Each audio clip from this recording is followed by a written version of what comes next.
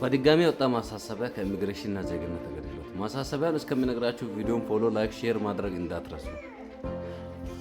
ማሳሰቢያው ከዚህ በፊት አሻራ ሰጥታችሁ ፓስፖርታችሁን ያላመጣችሁት አመልካቾች በሙሉ ፓስፖርታችሁ ወርዶ በማወቅም ሆነ ባለማወቅ ያላመጣችሁ ስም ዝርዝር በቴሌግራም ቻናል የተለቀቀ ሲሆን ትክክለኛው የኢሚግሬሽን ቻናል ከ400,000 በላይ ሰብስክራይብ ያለው እና በኔ ቴሌግራም ቻናልም ስለምታገኙ ሊንኩን አስቀምጥላችኋለሁ።